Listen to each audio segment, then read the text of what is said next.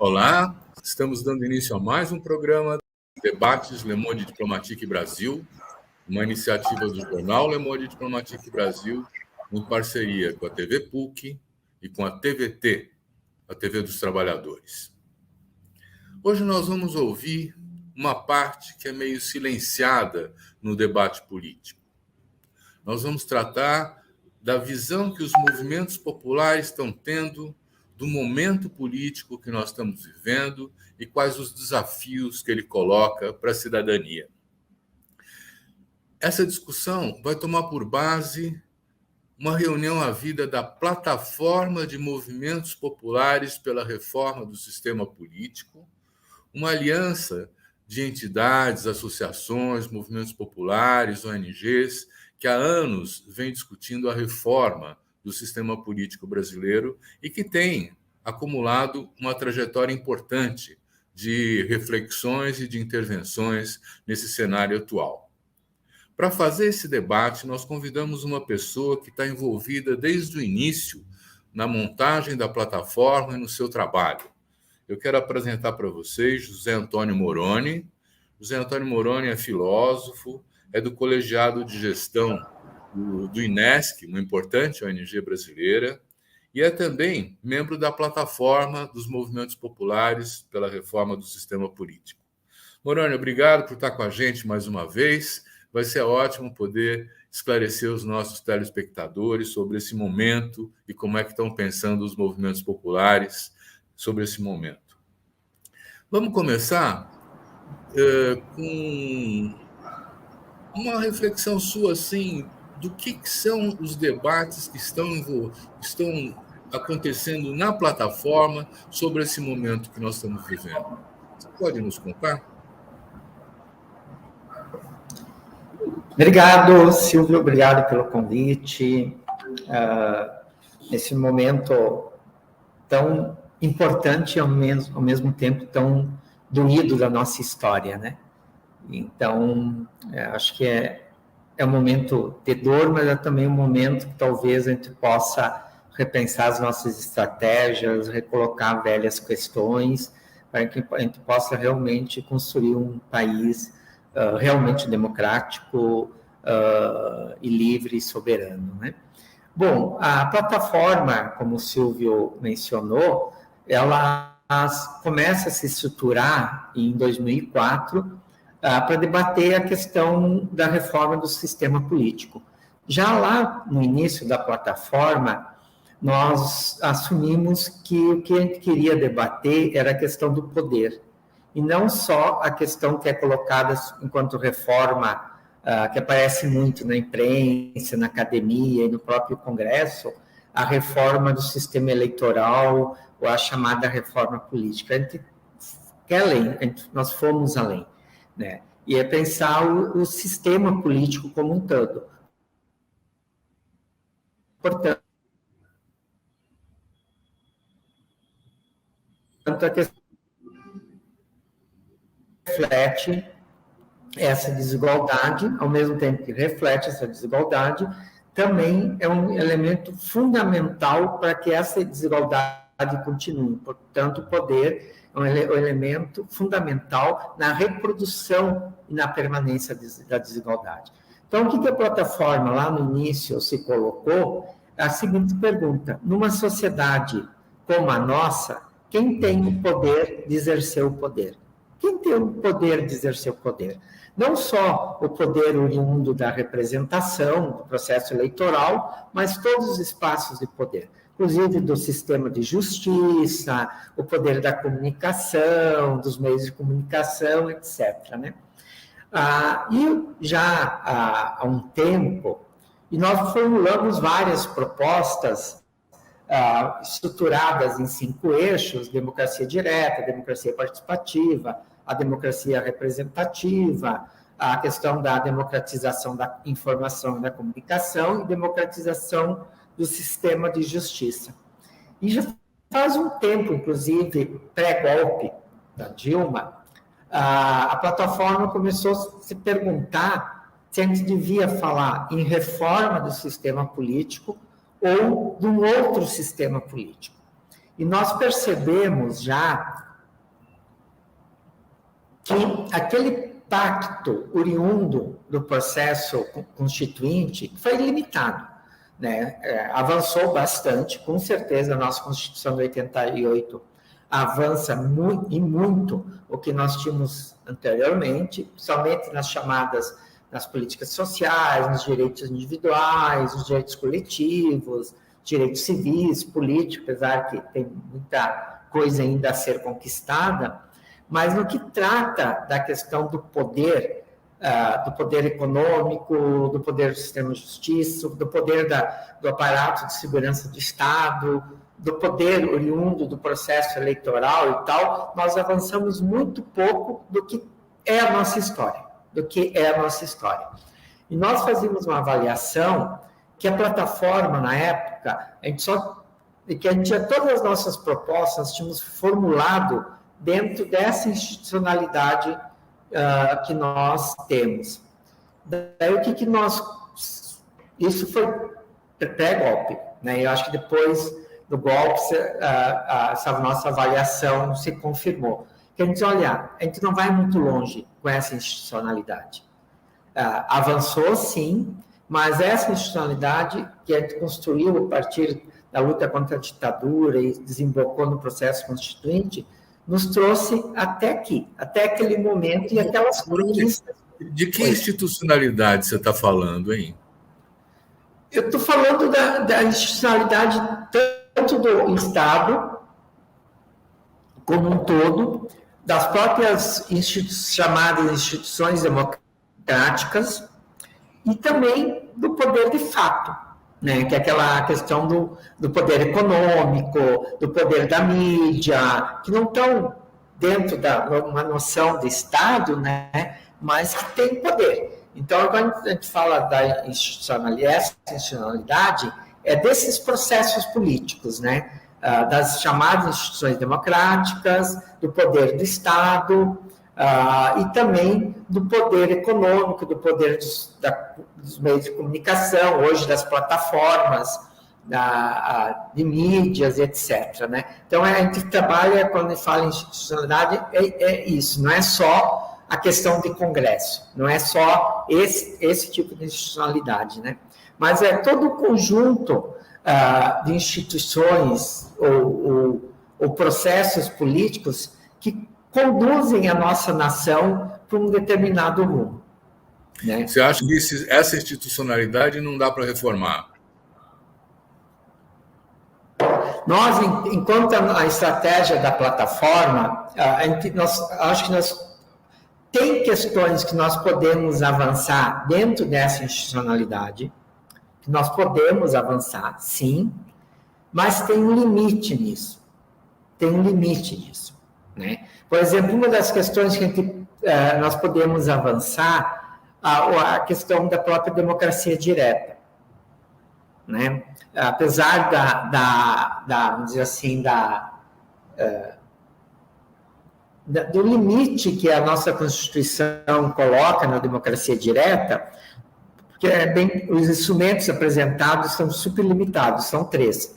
Plebiscito, referendo e projeto de lei de iniciativa popular.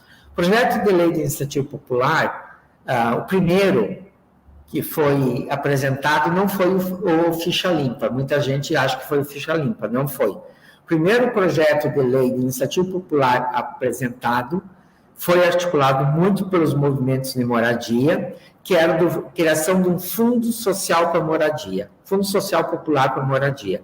Levou 12 anos para ser votado e saiu bem diferente do que tinha sido proposto, né? É a população poder apresentar uma minuta de projeto de lei para o parlamento sobre determinado tema. Não pode ser emenda constitucional. Para isso, ele precisa coletar hoje mais de 1,5 milhão de assinaturas, com dados, título do eleitor, nome da mãe, várias informações. Ora, para você registrar um partido político, tu não precisa 500 mil assinaturas, com mesmos dados. Então, para você exercer o teu direito de apresentar um projeto de lei ao nosso parlamento, que não vai ter rito próprio, não vai ter regime de urgência, né? Que vai ter a tramitação como qualquer outro projeto de lei, a sociedade nós temos que ter a força política da criação de 3 partidos políticos. Essa conta não fecha, né, Silvio? Em relação ao plebiscito e referendo, só quem pode convocar é o parlamento. Só o parlamento pode convocar. Ele que elabora as perguntas, ele que ocupa o tempo gratuito da propaganda, as 2 frentes, e o povo, nós só somos chamados a votar sim ou não. Isso não é instrumento de democracia direta. Isso não é. Né? Oi. Bom, então, mas com as instituições que nós temos, nós estamos caminhando esse ano para um processo eleitoral. Praticamente já começou, né? Quer dizer, como é que vocês estão avaliando as eleições desse ano? Elas vão acontecer? Vai ser tudo normal? Elas correm algum risco? Como é que é?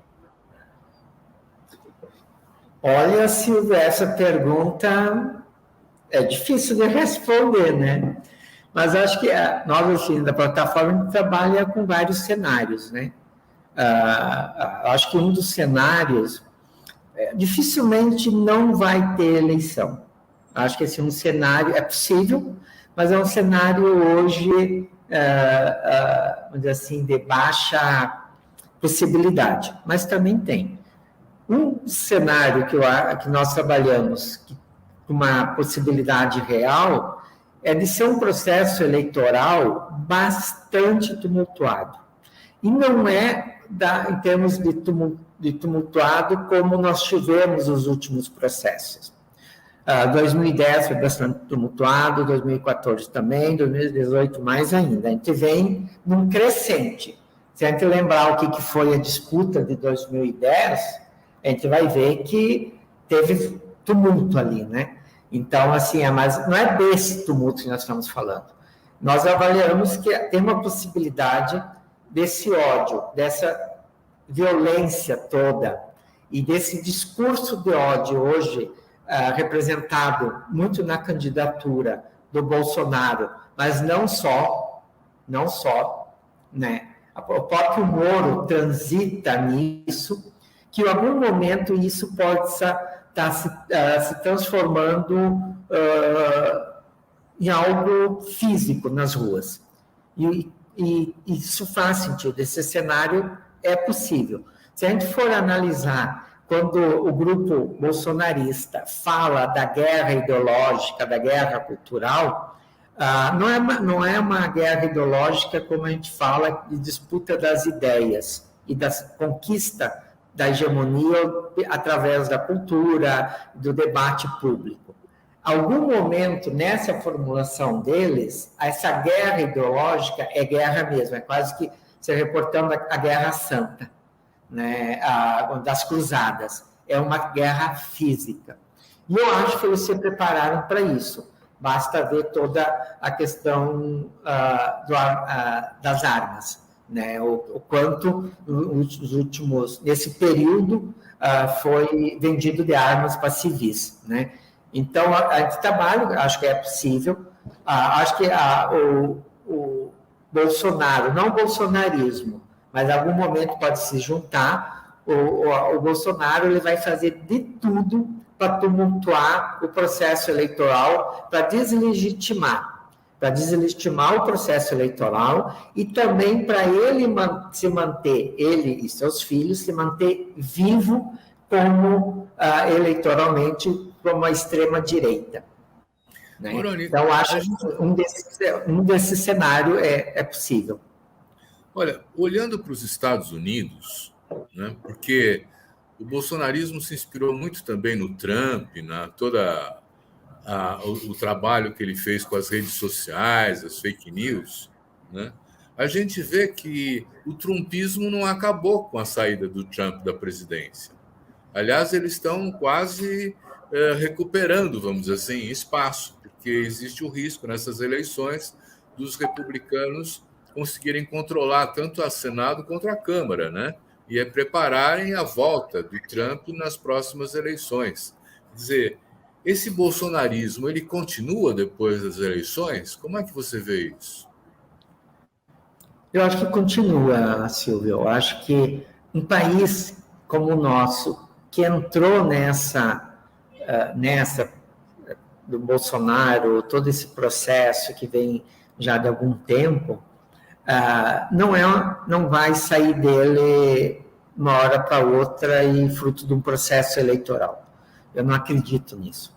Eu acho que essa extrema-direita, que sempre existiu no Brasil, talvez não tinha tido força política para ter uma expressão tão forte na nossa sociedade, mas ela sempre existiu e acho que vai continuar após a eleição, independente do resultado. Mesmo que o Lula ganhe o primeiro turno, esse caldo da extrema-direita no Brasil, eu acho que veio para ficar aí por muito tempo, infelizmente, né? Podemos analisar vários fatores do porquê que nós estamos nessa. E não é só nós, é o mundo, né? Vários países estão nessa, né? E eu acho que tem a ver, podemos conversar com vários aspectos, né? Mas tem a ver, se a gente for analisar vários lugares do mundo, essa extrema-direita, ela se consolida muito por um discurso do antissistema. E esse por antissistema é tudo. Entra tudo nesse antissistema. Eu acho que essa extrema-direita captou um sentimento na nossa sociedade, um desconforto, um descrédito com a política, que passou, vamos dizer assim, a canalizar esse sentimento anti-status quo, antissistema, etc., né? E aí eu acho que a gente tem que se perguntar, né, Silvia? No caso do Brasil, essa configuração, vou chamar assim, essa postura anti-status quo e antissistema sempre foi nossa. Sempre foi nossa, né? Então, o que a gente fez? O que aconteceu para que em algum momento da nossa história, o povo, não estou falando das elites, mas o povo, de maneira geral, não nos identificou mais como antissistema. E com isso cria um vazio, e esse vazio é ocupado, por exemplo, pelo bolsonarismo, né, que se apresenta como antissistema. Será que foi porque a gente acabou sendo um gestor dessa massa falida chamada capitalismo? Será que a gente passou a ser um gestor dessa massa falida chamada democracia liberal? A gente fez gestão disso, né? Então, massa falida que funciona muito bem, né? Quer dizer, eu vejo o capitalismo com um vigor enorme, né? Quer dizer, como chamar isso de massa falida? Não, massa falida é para nós, né? Massa falida é o seguinte, assim, eu uso o termo massa falida, porque o que é massa falida? Né? Quando uma empresa, ela, por exemplo, decreta falência, esse tipo de coisa, e tu nomeia um síndico, alguém para administrar aquela massa falida, e para tirar a empresa daquele lugar, né? E meio isso. O capitalismo tem vários momentos de crise, uma constante crise, e é uma crise que favorece sempre os mesmos. Porque numa crise numa crise nem todo mundo perde. Em momentos de maior crise, é meio que nós entramos para, vamos dizer assim, para administrar essa crise. E com isso o capitalismo vai se reproduzindo, né? Eu acho que isso é fruto também, Silvio, com a questão toda do referencial marxista, do próprio socialismo utópico, do socialismo real e tal, a gente perdeu muita referência. E a gente nós acabamos não conseguindo reconstruir as nossas utopias.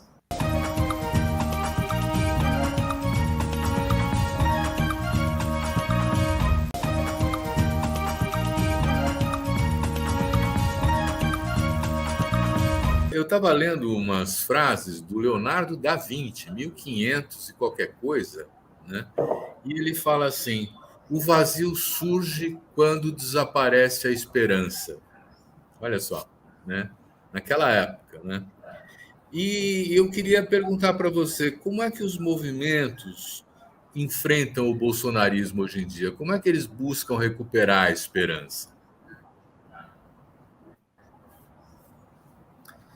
Eu acho que tem várias estratégias e também tem vários movimentos, assim, né? Eu vejo que uma parcela dos movimentos, das organizações, faz uma aposta na institucionalidade, faz uma aposta no processo eleitoral, alguns mais uma questão mais tática, outros mais uma questão de estratégia, mas tem uma aposta no processo eleitoral e na estratégia, né? Eu cito assim, por exemplo, nós temos uma alteração, acho estratégica, importante, por exemplo, no MST, que é a primeira vez que o MST vai ter candidaturas do movimento, né? Vai ter 15 candidaturas, até agora que eu sei, no Brasil todo, que é uma candidatura do movimento. Né? Antes, o máximo que chegava era algum tipo de apoio, mas não candidaturas construídas organicamente no movimento. Acho que isso tem uma diferença bastante grande. Assim também como o movimento negro, a Coalizão Negra por Direitos também fez esse processo e tem candidaturas da coalizão.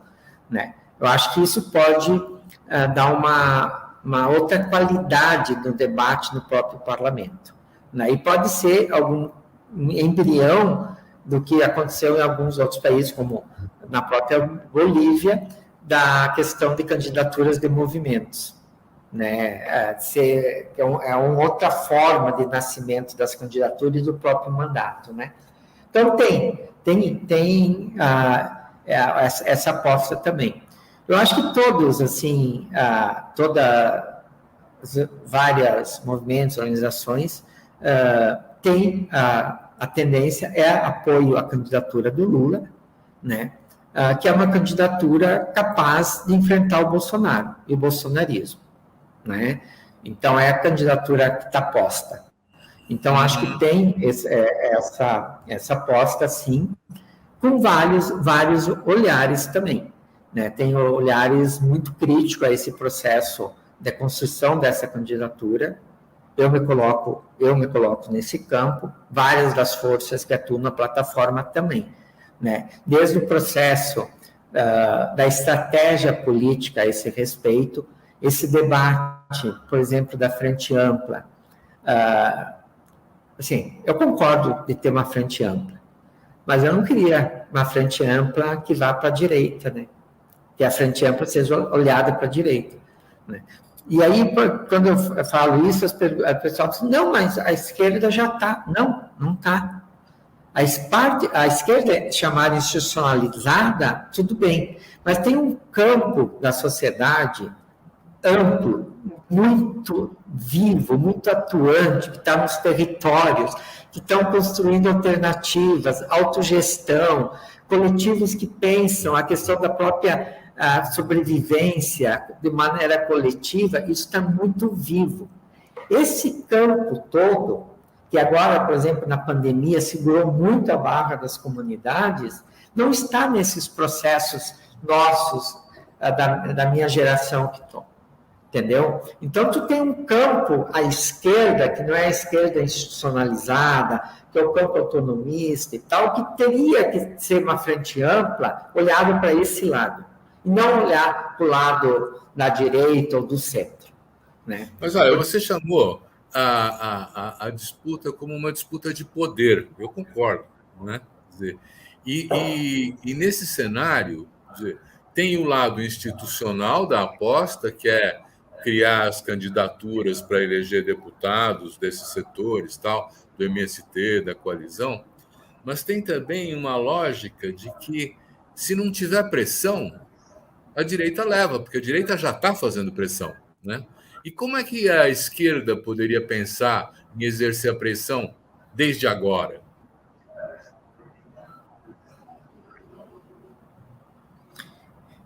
Eu acho, assim, que a forma que nós temos de exercer pressão não é tanto nos palácios, é nas ruas, né? Então, se a gente não tiver a disputa política das ruas, não leva a nada, né? Não leva. Eu acho que boa parte do que nós estamos vivendo foi porque, por um certo momento, nós perdemos as ruas para a direita e para essa extrema-direita, né?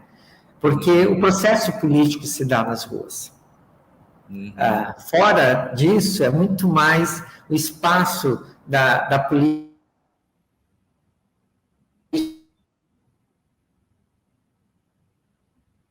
enquanto uma negociação, mas a disputa do processo político é nas ruas, né? Hoje também é nas redes, mas que não substitui as ruas. Porque para nós, que a gente pensar um processo de pressão, de mobilização, Silvio, eu acho que tem que ter alguns elementos para construir uma síntese políticas, né? Eu acho que um é o elemento da formação, da educação popular, né? Que vários aspectos, desde a própria a educação popular como momento do encontro, da acolhida, mas também um momento de construção de utopias, de sonhos, de disputa, né? de equacionar as nossas diferenças, etc., né? Então, para mim, esse é um elemento da educação, da formação política da educação popular, né? O outro elemento, para mim, fundamental, é que é o elemento da formulação. Formulação aqui entendida o que a gente quer. Quais são as questões realmente que nós queremos enfrentar, né? E isso não é tranquilo. Nós construímos de maneira mais horizontal possível, incorporando os vários olhares e as várias demandas e conseguir identificar quais são as questões, não é um processo fácil, né? E isso envolve o processo de formação, da educação popular, do debate, mas identificar quais são as questões e formular sobre isso é fundamental.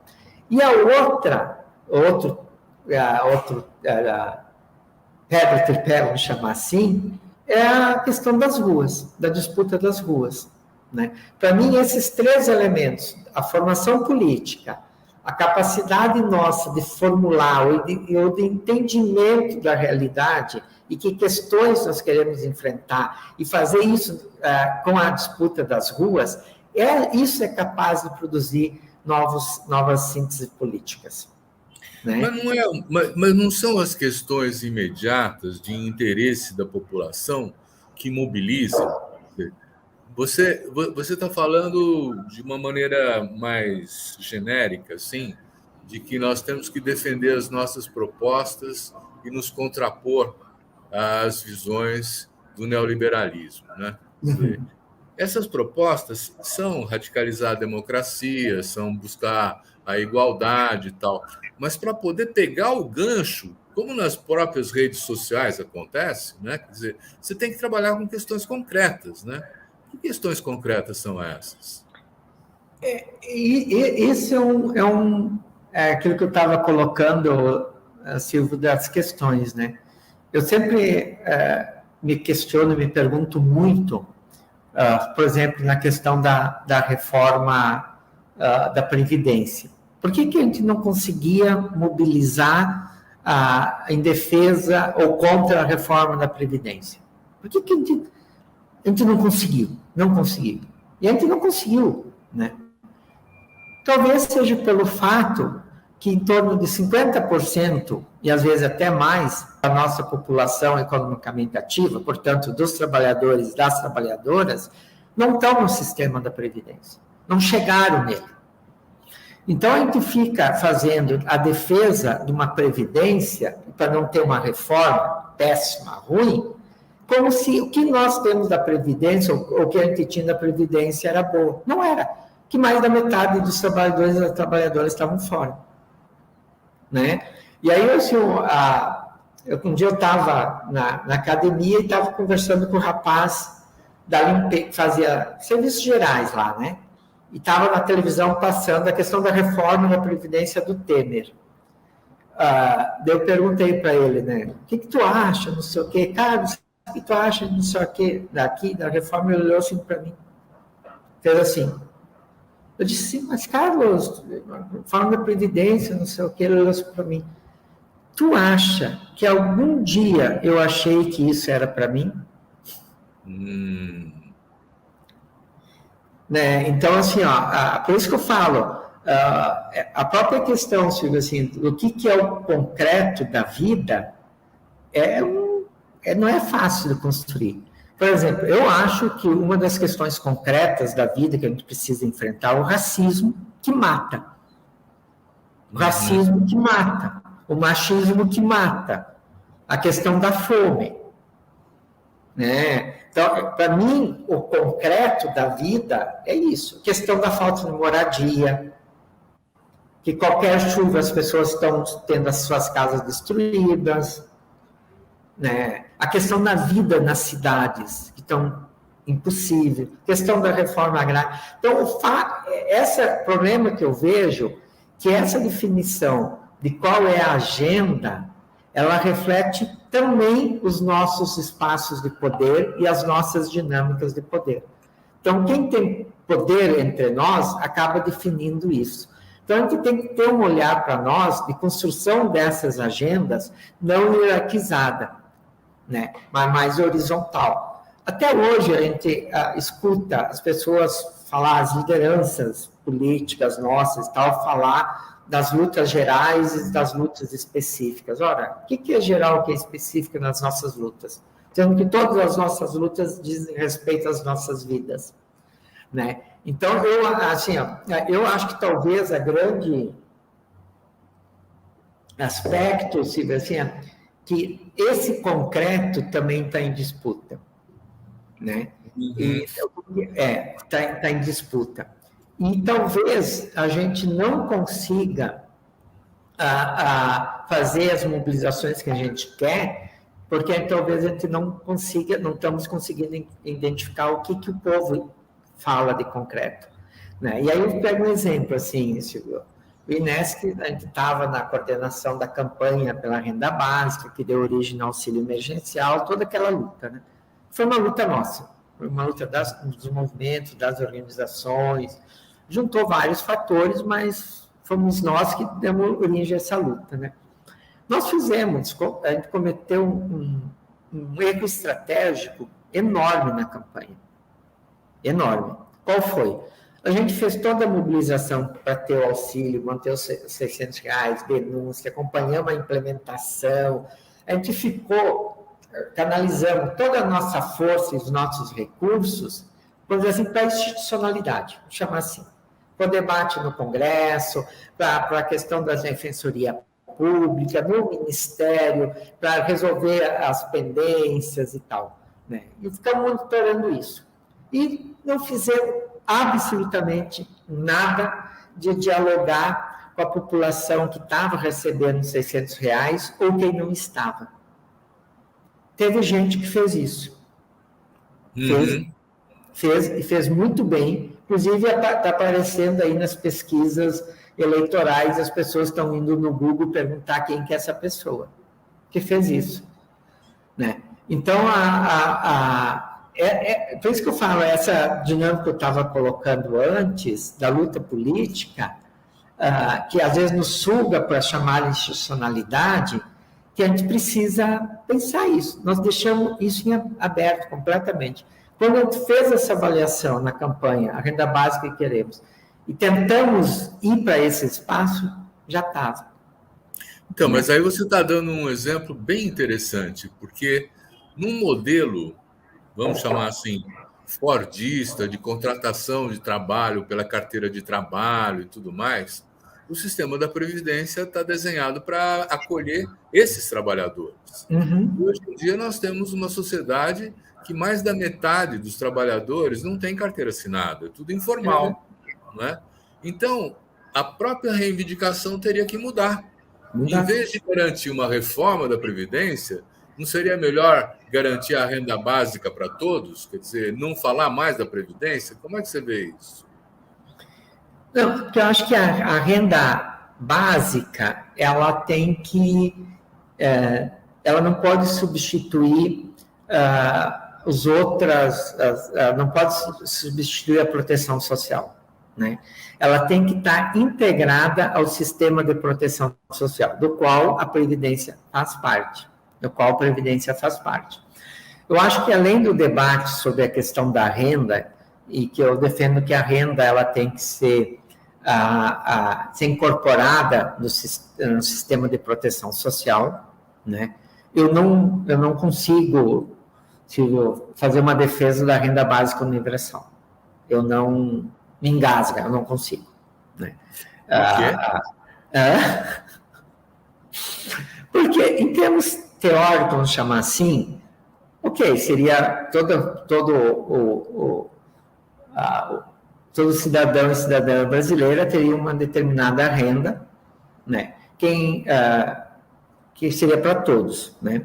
Depois, quando fizesse o imposto de renda, abateria se alguém ganhou mais, não deveria, abate no imposto de renda e tal. Ora, quem que declara imposto de renda no nosso país? Olha o nível de sonegação.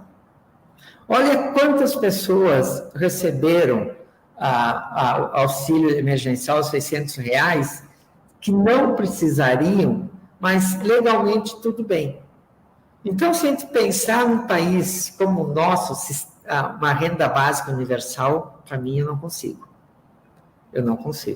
Agora, nós temos que discutir uma renda básica robusta, que dê garantia não só de sobrevivência, mas de sobrevivência digna para a população. E isso está integrado ao sistema de proteção social. Portanto, associado, ligado também à Previdência. Porque esse formato de Previdência que nós temos, que é o formato via quem contribui, a gente pode pensar também em outro sistema de Previdência. Que eu acho que esse que devia ter sido feito o debate da reforma da Previdência. Entendeu? E também com esse entendimento que o mundo do trabalho mudou radicalmente, né? E às vezes eu vejo algumas pessoas que fazem crítica ao movimento sindical, eu também faço, porque acho que o movimento sindical não se atualizou diante de todas essas mudanças, mas as pessoas fazem uma crítica dizendo que o movimento sindical não está mais na porta das fábricas. Que fábricas?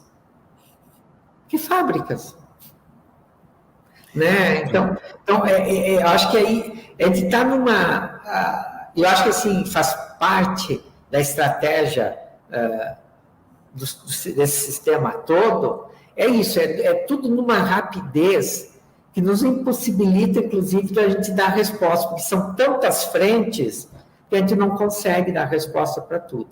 Mas, assim, que fábricas? A gente está falando que mundo do trabalho estamos falando hoje? Então, mas aí a gente se encaminha para um outro debate, né? Quer dizer, se a agenda tem que ser nova, né? Se nós temos que tentar garantir, vamos dizer assim, o sistema de proteção social, quer dizer, o tema que está saindo no mundo todo é a construção dos bens comuns, né?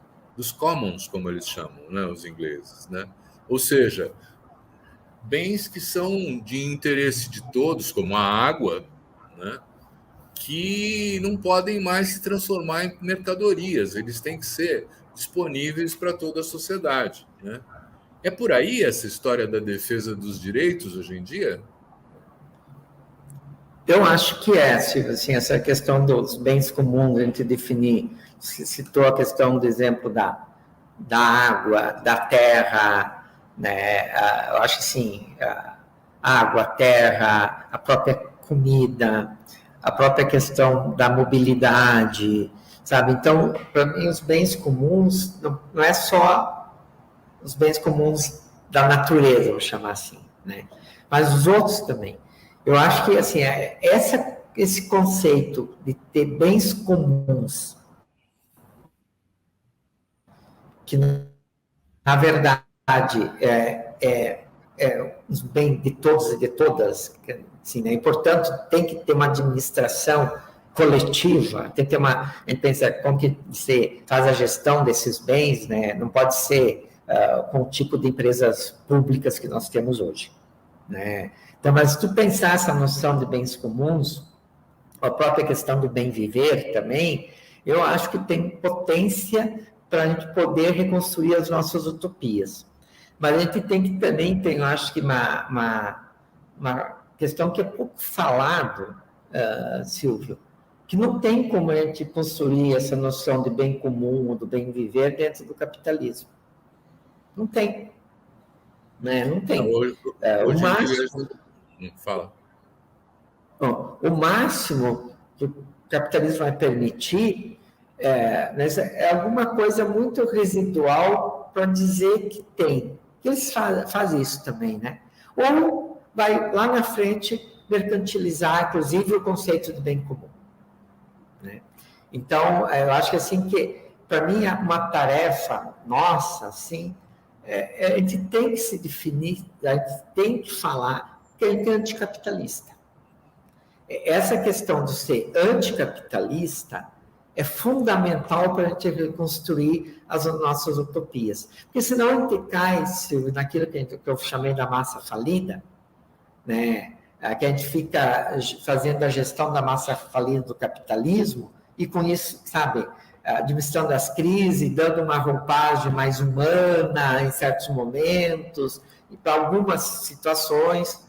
No Brasil, querem fazer uma romantização da exploração da natureza com a economia verde.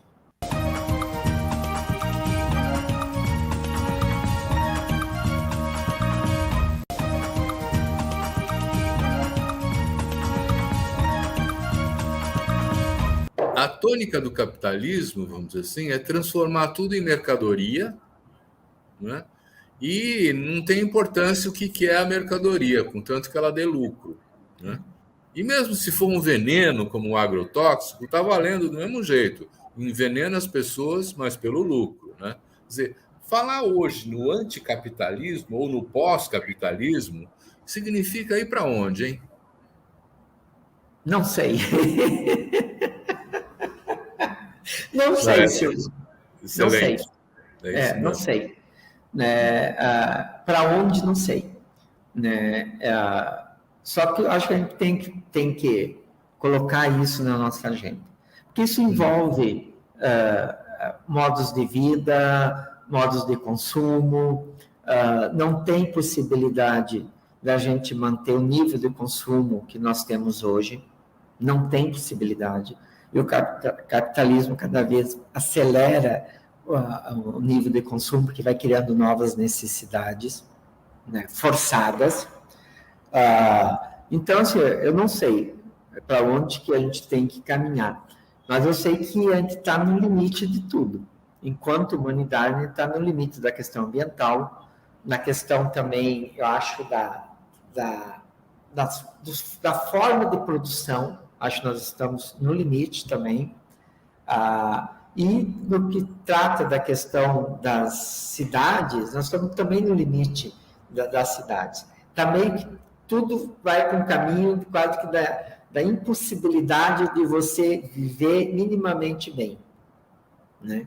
Então, aí nós voltamos para a questão do poder, né? Quer dizer, se nós estamos num limite da vida, né? Da reprodução da nossa espécie, da forma de sociedade, quer dizer,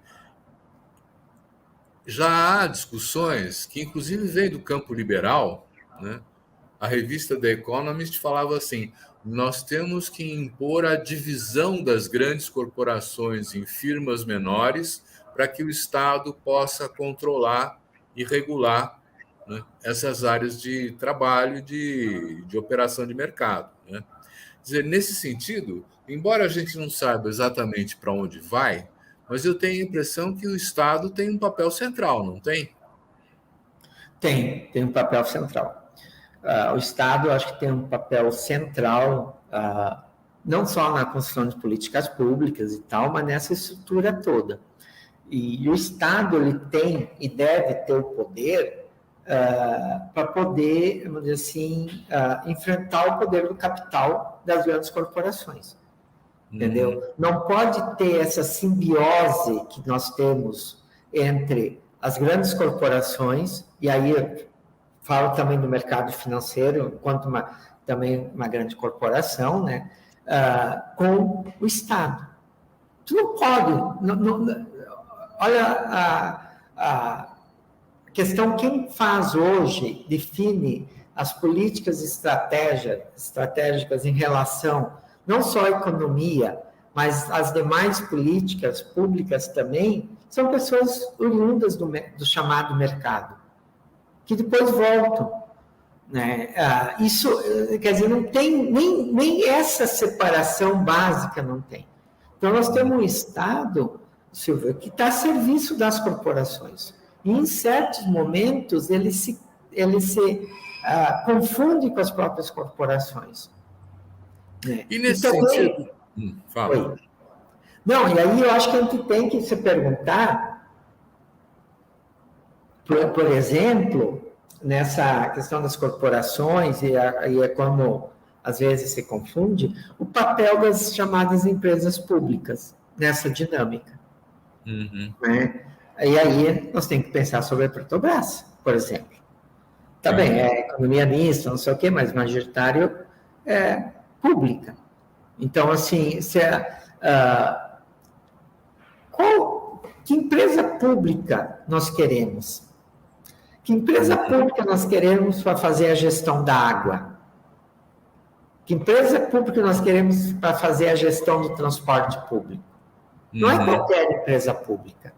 Não é qualquer empresa pública. O fato de ser empresa pública, não por si só, não quer dizer que ela esteja na direção que nós queremos construir nossas utopias. Então, esse debate entre Estado, o papel das corporações e o poder do Estado controlar as corporações é fundamental. E aí tem que ter limite. Nós temos corporações que elas são maiores que muitos estados. E aí fica uma pergunta que eu vou encaminhar para você, que inclusive vai abrir a sua fala final. Nós estamos chegando ao final do nosso tempo aqui, né? Em que eu diria assim, quer dizer, pensando na plataforma dos movimentos populares, né, pela reforma do sistema político, pensando no papel dos movimentos sociais, quer dizer, a ideia de e quem controla esse Estado que deveria fazer tudo isso? É essa pergunta que eu acho que a gente tem a oportunidade de fazer para fechar a nossa conversa, Moroni. Você tem a palavra. Então, tá. Bom, eu acho que nós, assim, esse campo da sociedade, né, Silvio, desde o processo pré-constituinte e tal, a gente debate muito essa questão do controle social do Estado e a própria democratização do Estado. Né? E você, ao mesmo tempo que você, como que a sociedade cria instrumentos e tem instrumentos para controle do Estado? Né? Para isso, o primeiro ponto básico é que o Estado seja público. Não tem como pensar qualquer instrumento ou qualquer estratégia de controle social sobre o Estado se o Estado não é público. Né? Então, você tornar o nosso Estado realmente público é fundamental. E o nosso Estado não é público. Nosso Estado ele é dominado pelos interesses privados. Os interesses privados, principalmente do capital, é do capital que eu estou falando, domina, e é ele que dá a dinâmica do Estado. Porque nosso Estado nunca foi um Estado público. Nosso Estado, eles pegaram a história do Brasil, ele se estrutura para atender interesses dessas elites. E até hoje, assim. Né? Basta ver, assim, o quanto o Estado se estrutura para fornecer todas as informações em tempo real que o mercado precisa. Olha o nível de eficiência que o Banco Central tem para fornecer o câmbio. né? E quanto isso, a gente precisar uma informação sobre as mortes do Covid, a gente não tem. A gente não tem. Né? Porque o Estado se estruturou para isso, né, Silvio? O Estado se estruturou para isso. Então, teve um desejo político que o Estado tivesse a serviço do mercado para fornecer as informações para o mercado ganhar mais dinheiro. Então, o Estado é tarefa fundamental em ter realmente um Estado público e não dominado pelos interesses. A questão da radicalização da democracia, né? Com certeza, com certeza. Radicalizar e pensar também que democracia nós queremos, né, Silvio? Muito bom. Eu quero agradecer muito ao Zé Antônio Moroni, um companheiro de muitos anos de trabalho conjunto, de partilhar os nossos ideais, né?